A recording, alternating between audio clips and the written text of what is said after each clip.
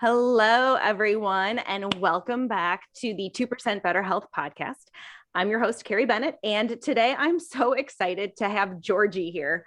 I guess I don't even know your last name, and so we're going to go over what that is and stuff. But I want everyone to know how I came across Georgie's work. So he is on Instagram as Georgie's Gardens and posts the best looking plates of food I've probably ever seen. I mean, not just in terms of how amazing they look photographed, but literally, Georgie, you are so good at the concept of eating locally and seasonally. And plus, then I learned, that you also have kind of like your own story, your own health journey. And it just so intrigued me. And so I'm really, really excited because I think today we're finally going to connect some dots between this idea of quantum health and how, a lot of us quantum health people, we focus a lot on light and grounding and circadian rhythm, but we can connect the dots with seasonal eating too. So I'm super excited to have you here and really, really grateful that you're on the show today. So can you just start a little by sharing your health journey with us? Yeah, definitely. I'm glad to be here as well. So I live in Portland, Oregon. I'm a certified health coach, but more than that, I'm a human being who has, like many others, been through the ups and downs of both allopathic and naturopathic health practitioners. One side pushing pharma and the other supplements. And, I've turned towards the innate wisdom of nature to heal myself, essentially. I mean, it's kind of started, you know, I moved around a lot, and I'm originally from Seattle, but grew up in Southern California, Hawaii, Arizona. And it wasn't really until I kind of moved back up to the Northwest that I started having some health issues. And that was about 6 or 7 years ago. And I started having a lot of gut issues and, was diagnosed with SIBO and SIFO and, was told I had mold issues and was just having a really hard time digesting food and sleeping well. And so I went on that health journey, started seeing the allopathic side, and they started to give me, some pharmaceuticals to deal with some of these things, and was kind of written off and told it was histamine or anxiety. And so there's just so many avenues and roads I ended up going. And, one thing led to the next. I started seeing a naturopath for SIBO and gut issues, and, saw some things improve, but others, get worse. And it wasn't really until about 2019 that I was on a surf trip in Maui and was having some gut issues and some pain in my kidneys and pelvic area. So I went to see a low income doctor on the island, and he misdiagnosed me with prostatitis, and without even checking my prostate at all, and put me on a course of 6 weeks, twice a day of Cipro, which is a fluoroquinolone. And that's when everything kind of fell apart health-wise. Sure. Yeah. And it took, what I didn't understand about this pharmaceutical at first was, okay, it's an antibiotic. I've been on antibiotics before. But what's really interesting about fluoroquinolones is they're not only antibacterial, but they actually, cause the DNA in that bacteria, it's unable to replicate.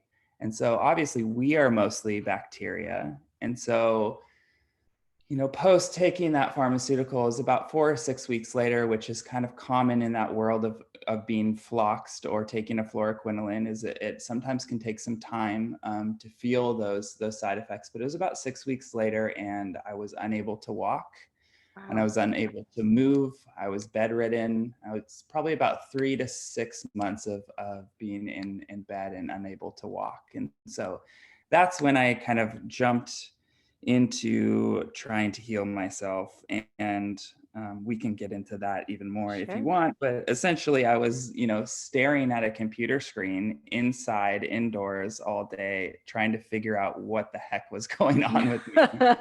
And like many of us, I think that our first, instinct is to go towards food, right? It's what we put in our mouths, it becomes our bodies. I was having all these gut issues. It must be, from my prior diet and from this pharmaceutical. And so, I was doing everything I could to kind of try to figure that out. And so, I stumbled across a ton of different diets and nutritional gurus and people selling different products, and was just in a panic trying to figure it out and trying everything I could in the books. And it wasn't really until I went from being an omnivore to trying vegetarian, to trying vegan, to trying paleo, and then carnivore, and then primal, and then eventually going to pro-metabolic, and just trying all these ways of eating. And I was just, and some of those were definitely healing, especially when I came across Weston A. Price's work and, eating nutrient dense food. I definitely started to feel better, but I just was still having, a lot of issues that weren't quite turning around and healing as quickly as I would like. And so, yeah, it wasn't really until I came across circadian biology and circadian rhythm that I really started to see a lot of improvement there for myself personally. Thank you for sharing your whole entire journey. Holy cow. I mean, that's a lot, right? It's a lot. And I think all those, I think those of us who have found circadian biology in some way, shape, or form, we've kind of been around the block in terms of trying every diet under the sun, or thinking it's movement, or thinking it is something, that can be treated allopathically. And it's funny how all of us eventually come around to the circadian biology. And what I want people to recognize about your story is getting floxed, right? Or that particular antibiotic is so toxic to mitochondria. So, Mhm. and so like what, and so, I'm a huge fan of mitochondria, and we know, and we typically think that mitochondria, right, they make ATP, they make our energy. And I think what happens with that specific group of antibiotics is that it causes our mitochondria, they stop making ATP, but they also stop making the cellular water. Those two really, really important things. Hence why after a certain period of time, energy just tanks, stamina just tanks. And why also mitochondria, I don't personally think they can be fixed by food alone. So it also makes sense that you had some improvement in symptoms and feeling better, but it wasn't until you truly, I think, started to get the exact signals that your body needed to heal before you were able to make even further progress. So what did you do with circadian biology that you felt, were your next steps on this journey? Yeah, I totally agree with that. And it's funny, I think metabolic disorders and mitochondrial disorders, it's a lot more than diet. It's light, it's movement, it's sleep, it's hormones, all of the hormones, it's temperature, it's emotional conflict. And so for me, and what I did is I understood, I think I have a history of loving the sun and just feeling really good in the sun. And even as a child, I would go out and lay in the sun in the morning just Mm. instinctually. And, my family would make fun of me for it, but I would, I'd spend a couple hours in the sun in the morning, and then I would kind of start my day. Even in high school, before I went to school, I would spend 30 minutes outside, Wow. just kind of naturally. And so, moving up to the Pacific Northwest again, I think it's easy to kind of get into this rhythm of staying indoors and, you know, um, not going out as much and not spending as much time in nature.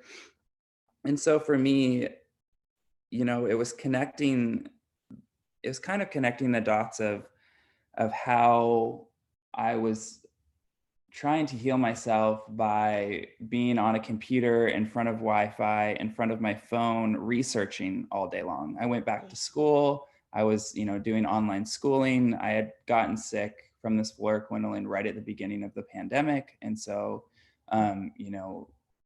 my partner was also home. She was inside most of the time as well with me too. And, and again, I was bedridden and couldn't move and couldn't really walk much more than to the bathroom and back. So, but it wasn't really until I found, the work of Doug Wallace and Jack Cruz, and I kind of, like many of us in this world, stumbled across their work, and some of this stuff just really instinctually made sense to me. And I would find even that first summer. So I had taken that fluoroquinolone in January, and that first summer after that, in 2020, I started to feel better. And, I was still kind of eating the same things, but I was outside more. I would even just go sit on my porch.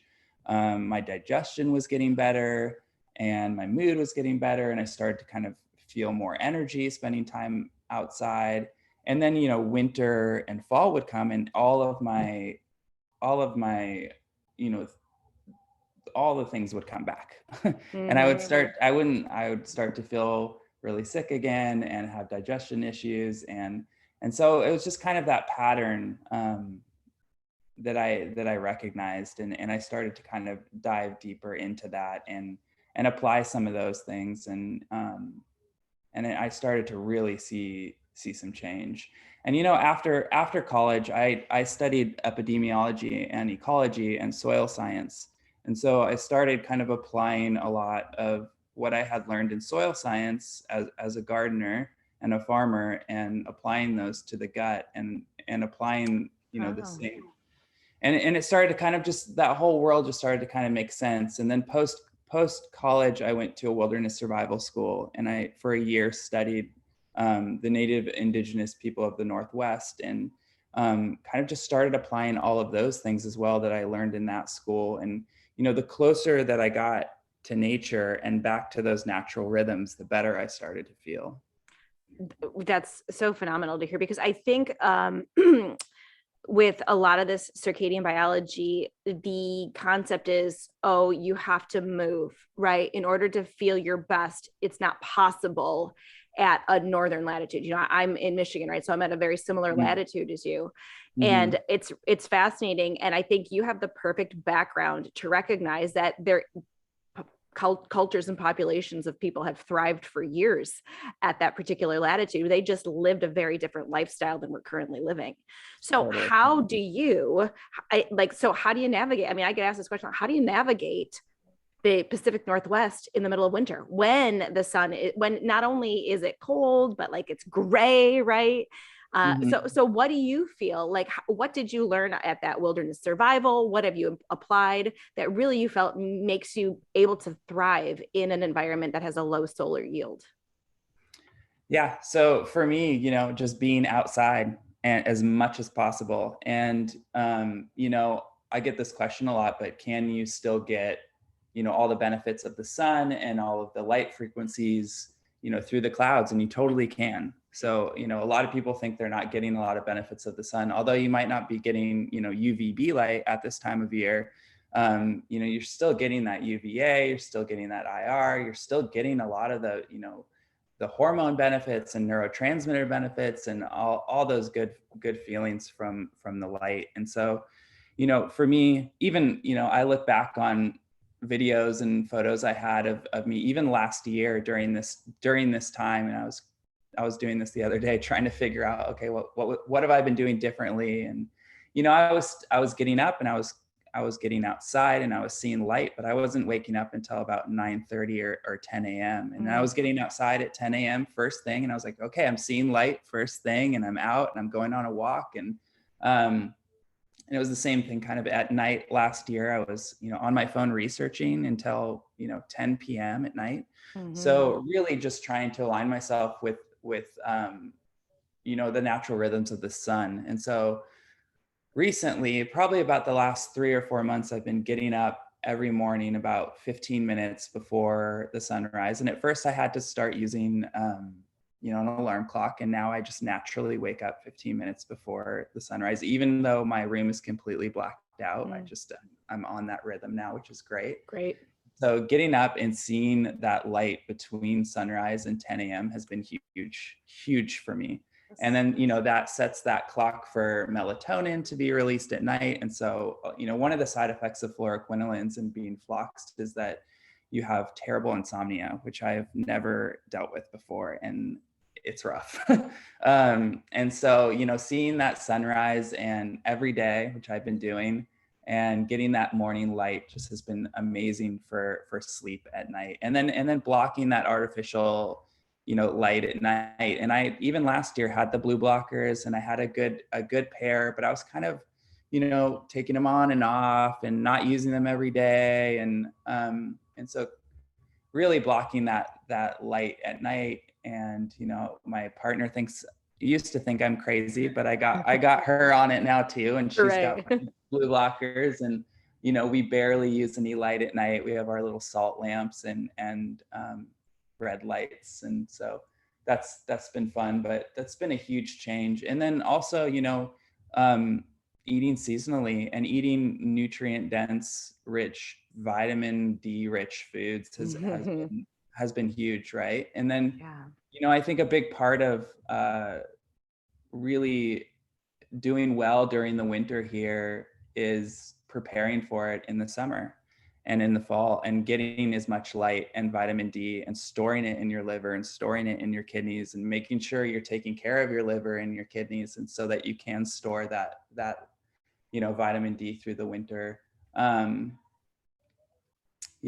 think that's kind of how I go about it, and just try to be outside and try to move and be out in nature as much as possible. And then also to, you know, respect the and honor the darkness. And, you know, winter is a time for rest and restoration and reflection. And I think honoring that is important, and I think is difficult, not necessarily difficult, but I think it's hard in the times we live in, you know, where we're very glued to, you know, light and screens, and not kind of changing those patterns through the season.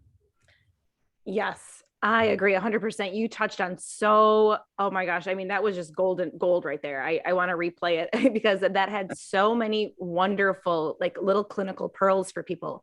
But the last one that you said, especially, I think it's really important, because I have a lot of clients who say, well, you know, in the winter, I'm like tired by 7 o'clock. I'm exhausted. I'm ready to go to bed. And I'm just like, well, you're kind of supposed to, you know, right. With the darkness. Yeah. And so it's a time of melatonin, and melatonin, besides putting us to sleep, that's our master repair and master antioxidant. And if we're not maximizing its ability to heal us in the winter is such a profound time of healing. And that does involve, for sure, this idea of honoring that darkness and that restoration. So thanks for highlighting that for those of us who are in these northern latitudes and it gets darker a lot earlier. The other thing that I absolutely love is it's like the recognition of those key frequencies of sunlight that occur from sunrise until 10 a.m. If I could do one thing and change the way people go to school or the way people go to work, would be allowing everyone to honor that window of time and literally get those hours outside. I feel like we would be more productive, happier, less inflamed, better sleep, less depression, less anxiety. There's so many things that I think could be healed from those light frequencies, because it's really that specific blend, right? From when the sun breaks the horizon to when the sun gets high enough in the sky to make UVA and then eventually UVB, right? But there's a key window of time in the morning where all those light frequencies, people have to recognize light is a nutrient. And I think it's actually even more important than a nutrient. Light is a code. And if you're missing out the code, you're missing out on key signals that your brain needs to feel good, to feel alert, feel focused, reduce inflammation, have high energy. And so it's so cool that you were able to say, well, you know, I started my day with sunlight, but sunlight was at 10 a.m., right? As opposed to when you start your day out truly at sunrise and maximize that sunrise till 10 a.m. time slot. That can be very, very powerful for people. Yeah, totally. I agree completely. You know, it's funny.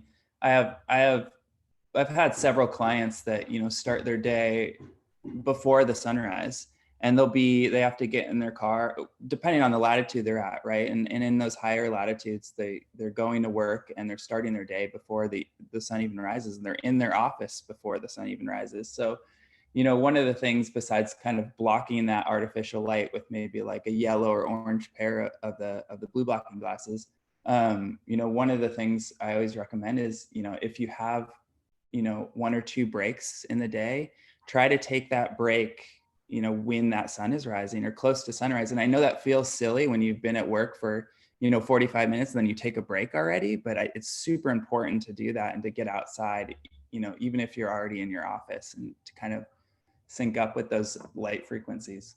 Yeah. Yeah.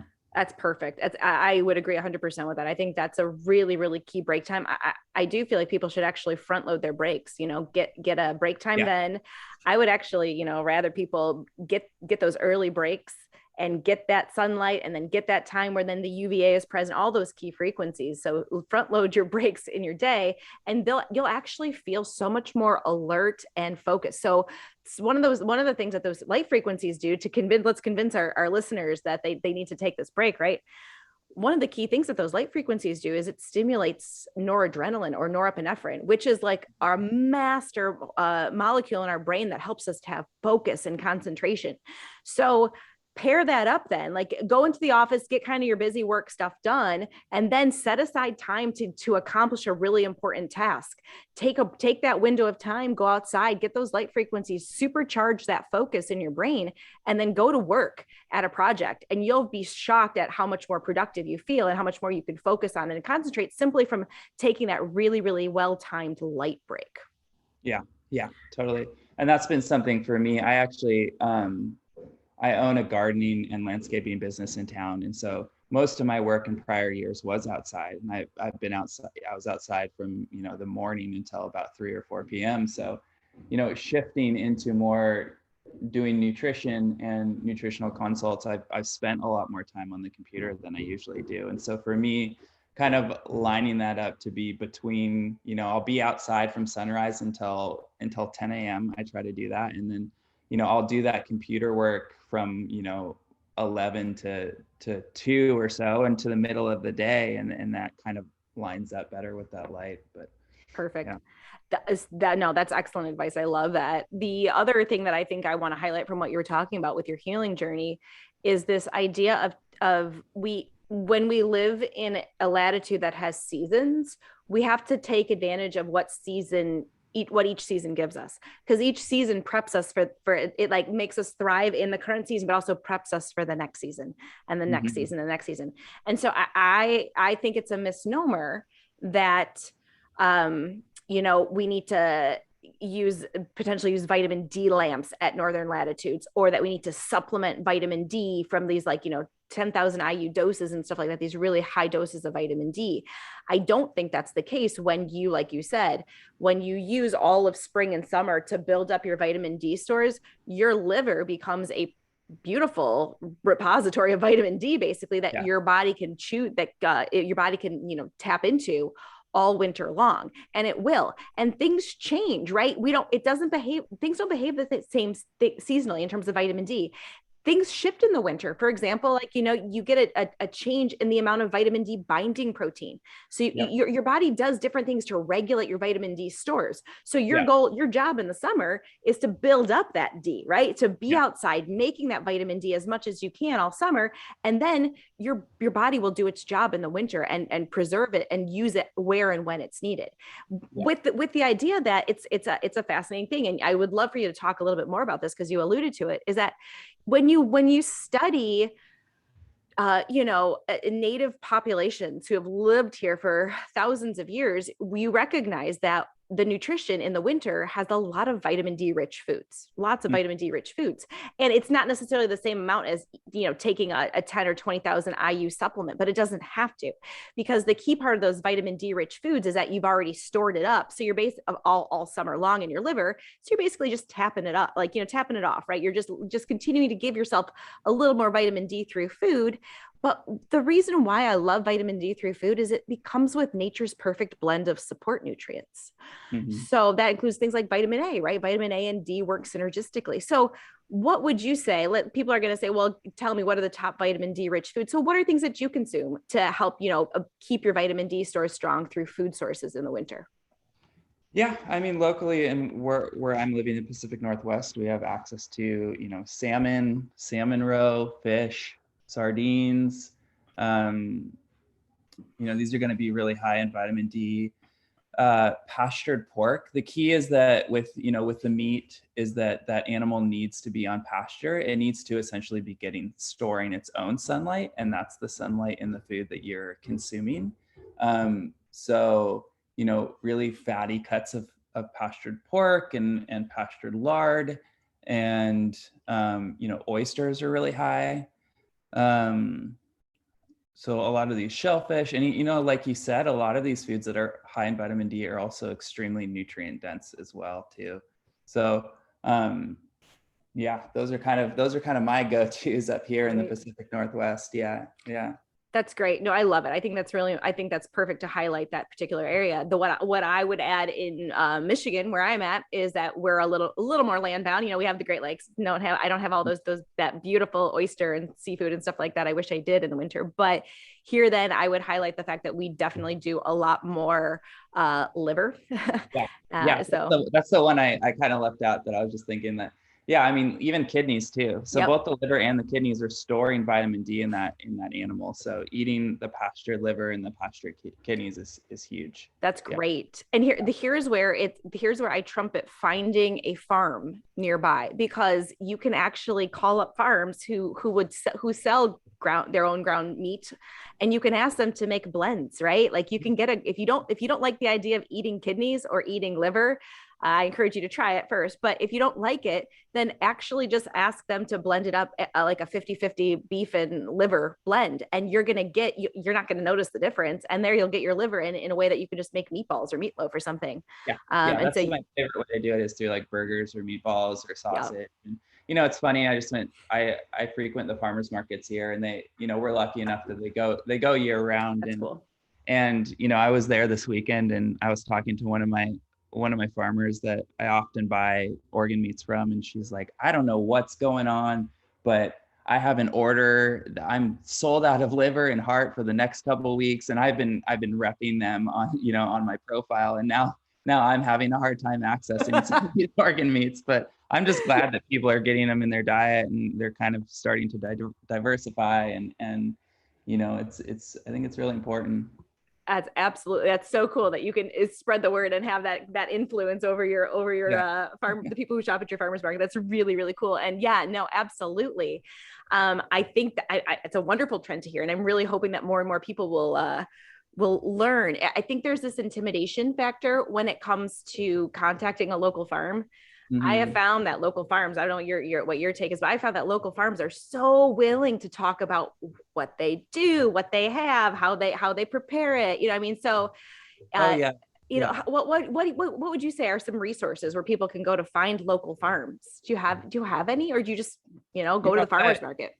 Weston A. Price's, even the rawmilk.com, which is great. It kind of, it'll show you not only where to access the raw milk, but also farms in the area. That's kind of my go-to. I think there's another one that's kind of slipping my mind right now. I think Eat Wild is another one that you could. Yeah.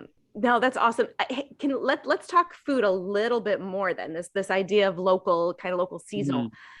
You suggested a beautiful book to me, and I want you to talk a little bit about it, because it really highlights the fact that we get a little bit dogmatic, I think, in our nutrition approach, even with nutrient density and eating locally and seasonally. It's like, well, I'm in Michigan right now, and there's no carbs growing in Michigan, so I can't ever possibly have carbs in the middle of winter in Michigan.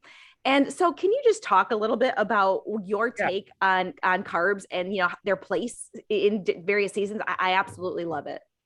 Yeah, I mean, I see this a lot, and on my health journey too, and going through all the different kinds of like diets and diet dogma, and there's so many like nutritional gurus out there that apply kind of one way of eating to everyone, right? And And there's just too much at play. There's too much nuance. There's too many variables, and you really have to take season into play. And I really liked that you said, that the light also stores code or information, and that's kind of found with food too. And I think, yeah, it's just like there'll be certain nutritional people out there that you can stop eating this and you'll be fine, or if you start eating this way, or if you drop carbs, or you only do fat, and it's just it's just not one solution. So really kind of understanding that food seasonally is also in a constant communication with your body and telling you where your body is at seasonally. And so once I started applying that to the way I was eating too, I just really saw a dramatic difference. And the really cool thing about that too is you're also supporting your community. You're also supporting the local farmers. You're putting that money back into your community, and I think that's a win-win for you and producers and farmers and growers. So last year I was eating, in February, I was eating pineapple and papayas. I was eating tropical fruit because I was told, oh, they have these great digestive enzymes and they'll help your gut. And, and then I started learning about deuterium and, a lot of, and how we kind of even process fructose in the liver, and like light is essential for that, Mm-hmm. So there's a reason nature provides these tropical foods in places that are, have these high light environments. And so, yeah, for me, right now, and I've been interested too. And, the indigenous people of the Northwest were really good at storing and preserving as well too. So, maybe it's not growing where you are right now, but if it's storable, and it grew in your latitude, I think there's something to be said there. I mean, even the Macaw tribe of the northwestern Washington state, they would take salal berries and huckleberries and store them in fish oil through the winter. So they were eating berries, in the winter. And so yeah, it's interesting. I do think a lot of food isn't available, and we're just really used to that easy access and kind of applying one type of logic to all, styles of eating. And I think, there's certain people out there that, are promoting that you should be eating a ton of fruit and a ton of meat, and these things are just healthy for you. And I just think it really depends on where you're living and where you're at and what season it is. I think that's left out a lot in the nutrition world. Yeah, I absolutely do too. I don't think people take into consideration that it's what from food we get electrons, and electrons have interacted with light, right? I mean, it's basically like stored light, if you will, from the season. I think a lot of people experience really profound benefits, at least at first, when they do cut out carbohydrates. But I also think that that's because their circadian rhythm is traditionally pretty deranged compared, they definitely have circadian dysfunction. And so it's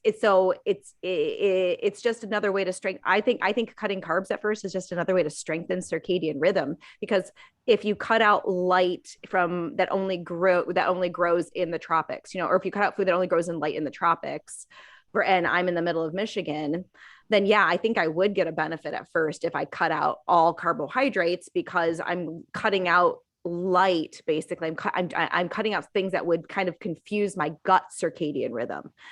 I think so. I think the easy thing to do is go to more of a meat-based, fish-based style of eating, and people generally see benefits with it. But I have found that that is by no means essential. I do feel like once circadian rhythm is strong, from the things that you've been talking about, mainly what is my light in the morning like, sunrise till 10 a.m., and what do I do after sunset by blocking that artificial light. I feel like once those things are pretty solid, you can get away with, quote unquote, carbohydrates in the middle of winter that would have been able to be preserved. So that would be things like maybe rice and beans and dried corn, There's this huge concept of like people would dry mushrooms, you dry fruits, and then you're able to preserve them as well. And so I feel like nature allowed us to do those things, but the people who were able to do them had super strong circadian rhythms. And then it was no problem if they ate, berries or maple syrup in the middle of winter because it was able to be preserved. And that I hope everyone is eventually able to get to that point, because that just shows that their circadian rhythm is so strong and they're so in tune with their seasonal eating that's something that they could add, I guess, to their nutrition plan. I feel like people who feel like they have to restrict foods to just a small handful of foods, I don't know, it kind of makes me sad, right? Because I do feel like nature's provided so many flavors, and I want people to be able to experience all that their local environment has to offer. Yeah, I've seen this, myself personally and with clients that I've had is, you can use some of these different styles of eating, going more carnivore or more meat-based and, lowering the amount of carbohydrates. I mean, just lowering processed carbohydrates is huge, but, sure. I can see those as kind of an intervention, and I've seen a lot of healing, and then you can kind of slowly introduce back some of these safer carbohydrates, like, potatoes and raw honey and raw dairy and, seasonally. And raw milk. And, so I've seen people, do a lot of healing and then be able to kind of reintroduce those safer, unprocessed carbohydrates that are grown and utilized seasonally. Yeah, I've seen the exact same thing in my clientele and in my own personal healing journey, where at first, I think step one for anyone is cut out processed food. Like, exactly. I mean, we're I don't say hating on, but we're talking about potentially bananas and pineapples being confusing to those of us who live at northern latitudes in the winter. Talk about what an artificial light signature processed food has. I think the biggest issue with processed food is how confusing that light signature is to the body. Yeah, I 100% agree. When you take a food that, hasn't gone through the process of photosynthesis, hasn't lived outside, hasn't been under natural light, it's going to cause unnatural rhythm in your body. Absolutely. Yeah. So, okay. So let's talk, can we talk about the other end of the day? Can we talk about like sleep? Because I think it's cool to hear what other people do kind of to prep their body for sleep, or what their sleeping environment is like. Especially in the winter, I think it's really important for people to have a really good sleeping practice to honor that melatonin and honor that repair. So do you notice anything differently seasonally with your sleep, or what do you do? Like, what are your go-tos to make sure that you have a really, really sound night of sleep? Yeah, for me, seeing that morning light is huge. And, it starts the day off by giving your body the signals to know, what time it is and where it's at, and aligning those with the natural light in the morning is huge for sleep for me, I've noticed. And then, moving as much as I can during the day. I go on several walks a day. I try to walk after every meal. Mm-hmm. I move my body a ton. And then at night, winding down, and I put on the blue blockers after the sun. I try to see the sunset, put on those blue blockers after the sun sets, and, try to limit screen time.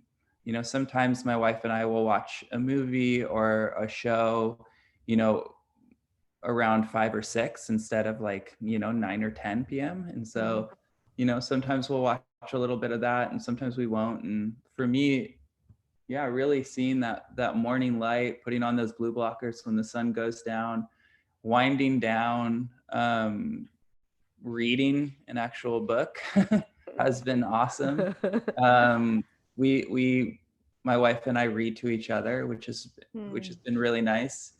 And just honoring sleep and honoring the darkness and allowing, your eyes to adjust and your body to adjust to that darkness has just been huge for sleep. For me, I've never dealt with sleep issues until I took that fluoroquinolone. So that's been something that I've had to really try to understand and fix. The insomnia it's just wild. So, and another thing with eating for me, in the winter, I try to eat while it's light out. And so I tend to eat my last meal, and I don't say that everyone should do this, but for me, I found that it works really well in the winter to eat my last meal right before sunset. And I'll do that, and then I'll watch the sunset. And then, I might have some nettle tea or herbal tea after that at night, but I tend to eat that last meal and then give my body enough time to digest. And that's been huge for deep restful sleep for me too. And sleep is the foundation of all of this. It's the foundation of health. If you're not getting quality good sleep, you're not able to do the rest of all the other things that help. So Absolutely. No, those were again, that's like so many gems in there, Georgie. I feel like I've said to people before that during their waking hours, they should be moving more than they're sitting. And I typically get people who are like, what? Like how, like what? That's so much movement. But then you go back to like, well, what would you have done? Like if you were, having to fend for yourself out in nature, would you just be sitting under a tree all day, or would you be, moving your body? And I think that that's a really key signal. A woman who I worked with, she's a super smart trainer, a master trainer through NASM. She used to say that there's research that shows, people don't need to come at me because I haven't looked it up myself, but she used to say that there's research that shows that you'll have more restless sleep. You'll actually move more in your sleep at night because your body has like a movement quota that it has to meet during the day. And I found that so fascinating because I feel that's exactly true. When I move more during the day, and I too try to prioritize multiple walks a day. And if it's not a walk, it's just me being outside in the backyard with the kids and we're kicking around a soccer ball or we're building a snowman or something, right? But we're moving our bodies. And I feel like that's key for restful sleep. It's also key for quantum communication throughout the body, piezoelectricity, but that's a whole other topic. But that's so important. And then touching on the circadian window of eating, beautiful. I'm similar, right? I would say that, I would have my last meal of the day here around 4:30 or so. And my big meal of the day is typically 10 or 11, somewhere in there. So, it just feels so good. I do notice that if I happen to, let's say there's a late sporting event or something for the kids or something happens and we have to eat dinner later, it doesn't sit well with me, right? I could be eating the exact same thing, but my digestion has said, well, no, this is darkness. Like we're preparing for repair. We can't prioritize repair and prioritize the digestion and, assimilation of nutrients at the same time. So simply cutting the window of time in the winter to having dinner earlier when there still is light out, that's a really, really cool thing that I don't think a lot of people have tried because we just assume that dinner time is a set time year round. And if we have seasons, we can modify and shift according to the seasons. Yeah, I always tell my clients to have, try to have their heaviest meal in the middle of the day. It just seems to work best with digestion. And I think looking at that movement side of things too, it's like I'll talk to friends or family members and, they're like, oh, I do yoga every day. And, great. You're moving your body, you're doing yoga, but that yoga class is 45 minutes. What are you doing the other 8 hours? And so even if you're, going to the gym or you're moving, and I definitely advocate for that. But, we in this world today, we're just sitting so much more than we were moving. So, it doesn't have to be this crazy rigorous exercise, but just move your body, dance, skip, walk. Sometimes even when I'm eating my meals or even when I'm, just having a conversation with my wife, I'm up and I'm just trying to move my body as much as possible. Sure. And I think that's been really helpful for sleep as well too. Those are excellent suggestions. I love that. I also, something that I throw at that is I tell people to spend more time on the floor, so have your meal on the floor. People are gonna be like, oh, her house is insane, but like have your meal sit on the floor or do work on the floor. Or, I still have my tiny handful of personal training clients that have been with me for 15 or more years. And when I train them, I'm like, it's all via Zoom these days, unfortunately, but I'm on the floor, right? And think about the number of different positions one puts their body in when on the floor. It's like, okay, I'm gonna sit cross-legged for a little while. Okay, now I'm gonna flip to be on my stomach. Now I'm gonna kind of shift to one hip.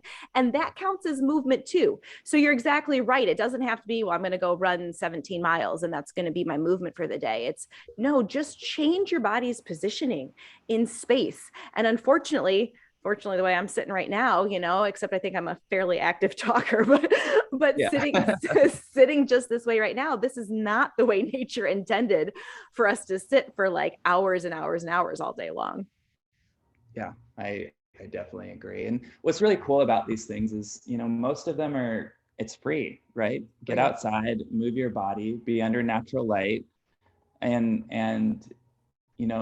it's huge. And I've seen more of a change in the past 3 months than I have on any kind of diet that I've tried. So it's Absolutely. I am such a proponent of this as being foundational, right? This is the foundation upon which we can build other things, right? We can tweak nutrition, we can tweak exercise strategies, but this is the foundation for sure. Yeah, I agree. Awesome. Georgie, this was so cool to chat with you, and so many, like I said, clinical pearls and wonderful, wonderful things that I hope people take away from this. I really, really enjoyed this conversation. If people want to work with you or just learn more about what you do, what you offer, what are the best ways to get a hold of you? Yeah, thank you. I super enjoyed this conversation too. You can get at me through my Instagram, Georgie's Gardens, or my website, which is Georgie's Gardens as well too. Awesome. Yeah, I highly recommend you follow Georgie on Instagram. It is so much fun to look at those plates of food. I swear, it's so good. Hey, can we do this again sometime? Yeah, definitely. Awesome. Thanks, Georgie. Really appreciate it. Yeah, you too. Bye. Bye.